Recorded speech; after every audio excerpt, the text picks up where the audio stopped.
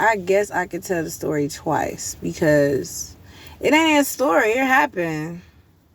But I'm gonna tell it twice because, like, I always find it intriguing. So, okay. I'm gonna tell the story about the time when I was in the projects and I saw something strange in the sky. So we outside chilling in the parking lot, and my friends was drinking, and maybe I was drinking too, but I wasn't drunk though. I had some wine, cause I don't really drink. I don't drink hard liquor. It's nasty. It's like poison. So I turn around. Some tells me like turn around. They're off by this truck or whatever, talking to each other. So I see like this torch, like off in the distance in the back of the parking lot, because we in the front parking lot and it's like behind us. So I turn around and I'm looking. They not even paying attention. So I start walking towards the torch. It's like an Olympic torch in the sky, but it's like hovering and it's like low and close though. I was like astonished to see how close it was.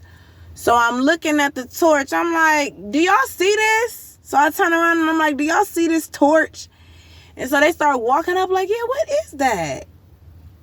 And I'm like, they look like a fire, a flame of fire, like a torch. I'm like, yeah, like somebody. So they're like, whatever, that's weird. So then they walk off. I see a whole torch in the sky, and y'all Negroes just gonna walk off like that's normal. So I stay there. So I'm staring at it. So I start stepping forward toward the torch. Like I want to see it. Like, what am I tripping? Why did the torch move back? Like it moved back a little bit, just enough. Like it didn't want me that close, but I was allowed to get close, but not that close. Like, okay, you doing too much. So I was shocked that it moved back. So I said to myself in my mind, that goes against the laws of physics. Like, there's no object that can move back and forth in the sky like that. So I turn back around and I go finish minding my business, but I'm leaning against my car looking at the torch like, wow. So yeah, that was that. Then this the best one. I was asleep. This a dream I had. And so during the dream or whatever, I'm walking downtown or whatever in my city. And I'm in front of like downtown, like it's this bridge or whatever. So you on Main Street basically, like everybody could see you. It's really like really nice looking. So this dude is trying to talk to me. And I'm like, back up. It was weird. He was just very aggressive. Like, yeah, da-da-da-da. I'm like, you doing a little too much. So all of a sudden, like the sky turned marigold, like in Vanilla Sky. Like it looked really pretty. Like it was golden. Like, wow. Like a beautiful painting, a watercolor painting. So I turns around and I see this Native American young man. Like he got to be like 22, 23 years old. He was young, but he wasn't that young. He was a grown man though. And so he fly though. He fly like fresh. Like, so he walk over to the dude that's trying to like talk to me, harass me or whatever. I don't know what he said to the dude or whatever. But the dude was like, man, whatever, man. He walked off salty. So then the Native American walks over to me and we having a conversation, a greeting, and we just start chopping it up. He was cool. He was so cool. Like it was like a best friend that I hadn't seen in so long. That's what it was like. It was like family. You know what I'm saying? I'm going to tell you what he had on, because I believe him to be an angel. Because he was just he wasn't fresh, like earthly fresh. He was like galaxy fresh. Like, I can't explain it. Like, he was fresh. So he had on he had on white and blue. And like on every piece of his clothing was fringes. And on right here on his jacket, it was white, but the sleeves was like royal blue, like a beautiful, like the purest of blue I ever seen. And I love blue or whatever, but this was like a perfect blue, okay? So it was like diamonds and different like gold and like these little tinkling. It was like diamonds tinkling. And like it made this crazy beautiful noise, like a sound like I never heard before. Like all the little chassis on him would tinkle and shine. And the stones that was on his clothing wasn't from here. Like, you never seen this before. So his pants was white and they had fringes on them and them tinkling stones and all this gold and diamonds and stuff and shine and all that and like fringes.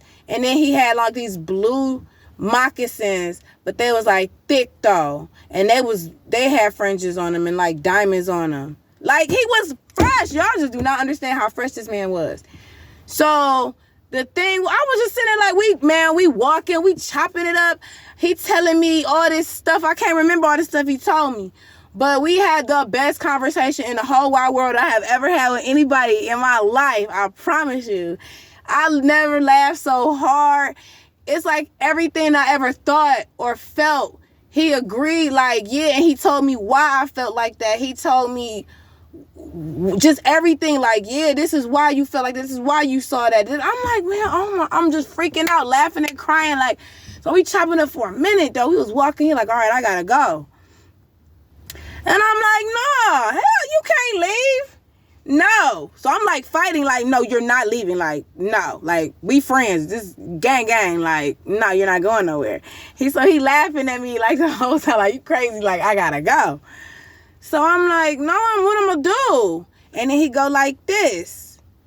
And I'm like, yeah, your fringes is raw. Cause he had like this headband on with the fringes and all this like Native American stuff and beads and diamonds. Oh my gosh, I can't believe how raw this was. So I'm like, you can't leave. But he go like this. And I'm like, yeah, that's raw. And then he just laughed. He laughed at me. I'm like, no, it's funny. But then I realized what he talking about when he go like this. And then just as I realized what he was talking about, he just fade to go and disappear. And when I woke up, I was just in tears. Like, I just was crying like a baby. Like, I still get choked up about that to this day. Like, man, that really just, I will never, ever, ever, ever in my life forget that dream. Like, bro, that was an angel. I'm sure of it. Like, that was an angel, okay? He was. And he was beautiful. I never seen a man look like that ever in my life, bro. Like, besides the other dream that I had about when I woke up in the palace and some peasant, like a slave, came running to me talking about your king is coming. He's just up over the hill. And then I ran outside the palace. But before I run outside the palace, like, all these kids just start flooding the hallways, women and kids. And it looked like school let out, bro. Like, I'm not playing. Like, we was deep, bro. So I'm standing in front of the palace, and it's like all my sisters is lined up behind me, and all they kids and all our babies and all the servants is waiting for our man to pull up. He pull up. And I just remember I call him Black Gold. I just remember him have a beard. He was black, okay? Yes, he was. And he had a crown on his head. He was draped out, dripped up, like he was clean, okay? He had this pearl white smile, serious eyes, but loving. He smelled so good. I never smelled nothing like that. His beard smelled good. It was all oiled. Oh, he was perfect. He was perfection. And so he kissed me, picked me up. Then he went down the line, kissed all of us, all of her. It was about like 7 or 8 of us. Everybody got a hug and a kiss. The kids was picked up. Babies was all crawling around. People was picking up the kids. And then we went back all of us went back in the house. And that was that on that. It was a big wheat field though in front of the palace. I remember that.